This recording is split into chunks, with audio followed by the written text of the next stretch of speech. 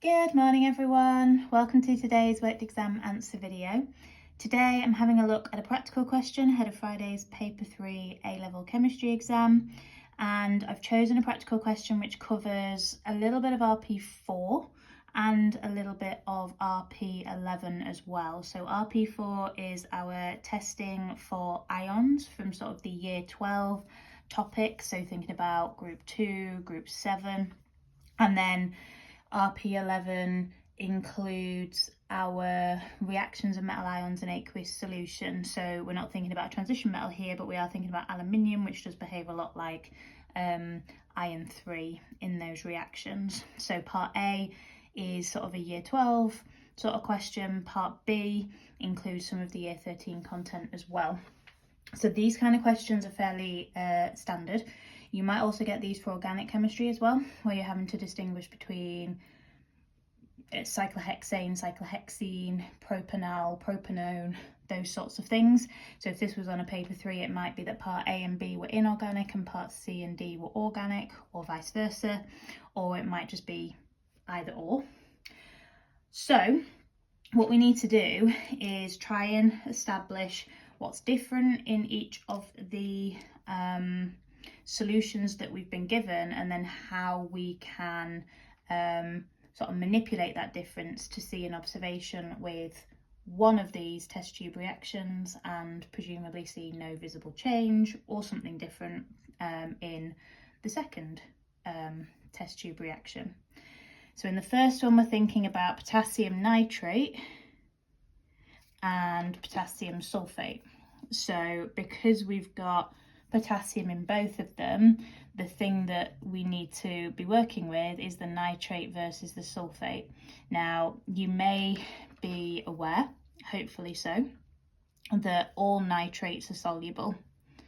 So it doesn't matter what we react with the potassium nitrate, the product, including the nitrate ion, will be soluble, so we're not going to see any sort of form of precipitate.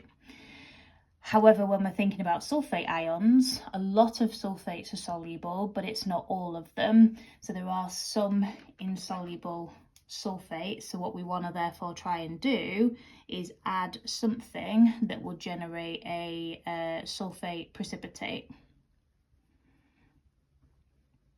And this is bringing in our group 2 knowledge, because we need to be aware of the change in solubility of the group 2 sulfates and the group 2 hydroxides as we go down group 2, and those trends are reversed. So we do need to remember that the sulfates get less soluble down the group, but the hydroxides get more soluble down the group. So if I want to get a sulfate precipitate here, it's going to need to be barium that I use there. So in terms of the reagent, the key thing that we would want to be adding is something containing barium, and there's a few different things that you can use so long as it is a solution. Barium chloride is the one that you've probably learned. And then what will happen here is we'll get potassium chloride, and again, all potassium salts are soluble, which is why they've chosen potassium as the cation in both of these. And then the barium, when it reacts with the sulfate ions, will give us BaSO4, which is a solid. And that's going to help us distinguish between these. So one simple test tube reaction, add barium chloride. Now you could say add acidified barium chloride. Usually we would acidify with HCl before adding BaCl2, but the key thing that's actually going to generate the precipitate is the barium chloride. And then observations, there will be no visible change with the KNO3, because we'll make potassium chloride soluble, barium nitrate soluble. So we can say no visible change or no observable change. Please don't say nothing, because there will be something going on. You are going to get like a double displacement and the ions are going to change round, so something is happening. It's just that doesn't bring about anything that we see. So no visible change is a good one. And then our observation with the K2SO4, we need to know that barium sulfate is a white precipitate. So that would be our observation there. And white precipitate should be sufficient, but I'm going to put here, for your context, white precipitate of barium sulfate forms. Now, in other questions like this, you might be asked to write equations to show what's happening in any reactions that you kind of write about. So we wouldn't be asked to do an equation for the potassium nitrate reacting with the barium chloride because we're not going to see anything. There would be a reaction, but we do them based on observations that we observe. So we could do an ionic equation or a full chemical equation for the barium chloride reacting with the K2SO4. An ionic equation would only involve the ions responsible for forming the thing that we observe. So we're observing the barium sulfate, so we'd need barium ions, Ba2+, aqueous, reacting with the sulfate, SO4 2- ions, aqueous, making BaSO4 as a solid. And that would be our ionic equation there. Now, for 3 marks, that's fairly nice. If you know it, brilliant. If you don't, obviously that's 3 marks that you will be losing, but hopefully by the time Friday comes around, you will know all of these inside out off the top of your heads. Now, in terms of the second one, this one is a little bit trickier because this is where we bring in some of the year 13 reactions of metal ions in aqueous solution knowledge as well. So we've got magnesium chloride and we've got aluminium chloride, and it says 1, and the 1 here is in bold. Simple test tube reaction. So again, we're using a bit of group 2 knowledge as well because we've got magnesium chloride here. So you might be thinking with magnesium to add some sort of hydroxide because magnesium hydroxide is insoluble. That's our sort of milk of magnesia, antacid medication. And as I said before, the hydroxides get more soluble down the group. So magnesium hydroxide is the least soluble group 2 hydroxide. Now, the reason why the 1 is in bold is because if we just said to add sodium hydroxide, that would have the same outcome for both the MgCl2 and the AlCl3, because the aluminium chloride, if we react it with aqueous sodium hydroxide, we would have the aluminium hex aqua ions forming, and then when they reacted with sodium hydroxide, the sodium hydroxide would act as a base. It would take protons from 3 of the water ligands to give us the white precipitate that is AlH2O3OH3. So just adding sodium hydroxide is insufficient because we'd get a white precipitate in both test tubes. So the key thing that we need to know here is that the aluminium chloride will react again when the sodium hydroxide is in excess, whereas the magnesium chloride won't, because the magnesium hydroxide that forms, that's it. There is no further reaction that can go on there. So the reagent is going to be an excess of sodium hydroxide.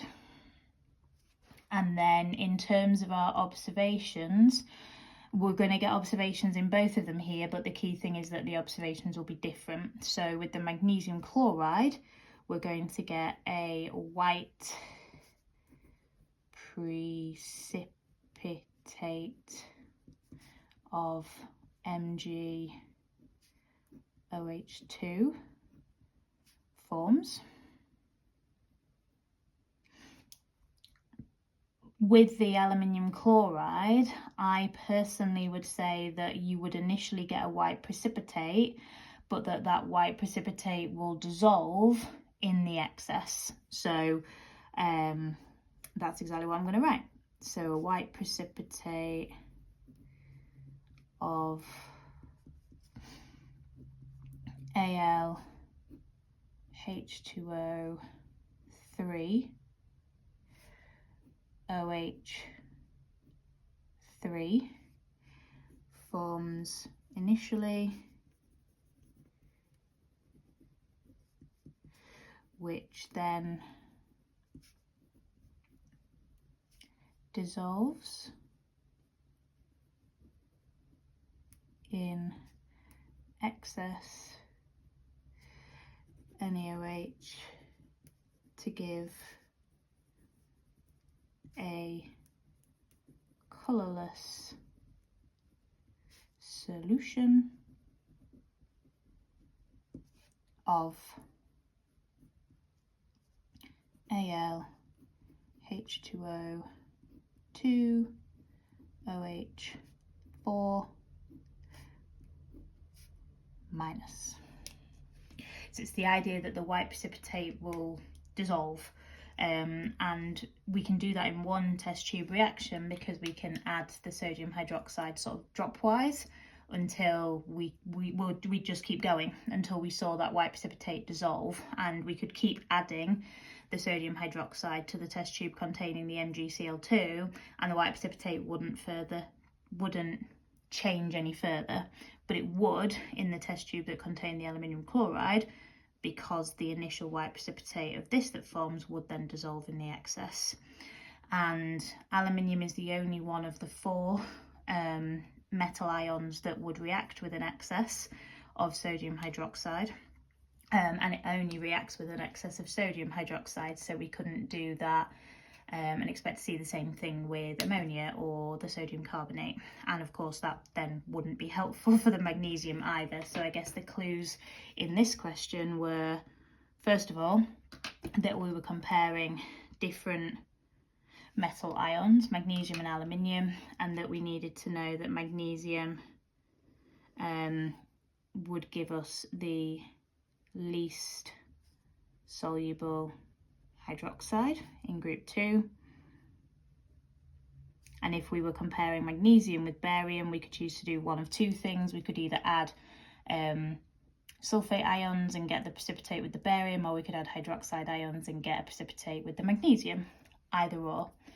And then something that I think may cause a little bit of confusion with the aluminium one is this idea that we're starting with AlCl3. So why did I say we were going to get the aluminium hexa aqua ions? Because first of all, this is a solution and water is present, and second of all, we're then going to add a solution of sodium hydroxide. And as soon as we are thinking about aluminium species when water is present, the first thing that we then need to think about is the formation of the Al H2O 6 3+ ions. And again, in terms of equations for this, the magnesium chloride with sodium hydroxide we could do ionically, Mg2+ ions plus 2 OH- ions, both in solution, makes MgOH2 bracket solid. For the aluminium one, I'll do these equations for you just so you have them. When we're adding initially the hydroxide ions to give us the white precipitate, we'd need 3 of them. And the reason why we need 3 of them is because each is going to take a proton from one of the water ligands. And when that happens to 3 separate water ligands, we get 3 water ligands left over, and then 3 of them will turn into hydroxide ions, and the 3 OH minuses will cancel the charge of the Al3+, and this is now neutral. And as soon as it is neutral, it precipitates out. And then the OHs will have gained the protons to become 3 lots of water. Then the white precipitate, the Al H2O 3 OH3, will react with more sodium hydroxide, and essentially it's just the same reaction occurring again. And it's because aluminium is amphoteric that we can then get this further reaction with the OH- ions, because this can continue to act as an acid and react with a base, but this could also act as a base and react with an acid to go back to what it was before. Now there's a few different ways you can write this equation. I always choose to do it this way and leave 2 waters in the complex, but have another one lose a proton to give us the OH4 now, which gives us a charge of minus overall, which is why this is then a solution. You could just do AlOH4 in square brackets, but I'm then not sure where the water's gone, and I know it hasn't gone, but I like to have it there. You can also do this more times, so you could end up with AlOH6 3-. That would also be absolutely fine as well. So there's a few different variations, and again I'd always stick to the same one as I do, which is that one there. So obviously we talked about a little bit more than what was necessary for this question, but I don't think that's a bad thing, and apologies if you do. But yeah, hopefully these sorts of questions will be very easy marks to pick up, whether it's testing for ions or testing for organic functional groups. Hopefully they will be ones that you can pick up the marks for recalling the information you need to. Any queries, as always, just let me know. Any requests, again, please just let me know, and I wish you all the very best with your revision for the rest of this week and any other exams that you may have in the coming days apart from chemistry. Take care, everyone.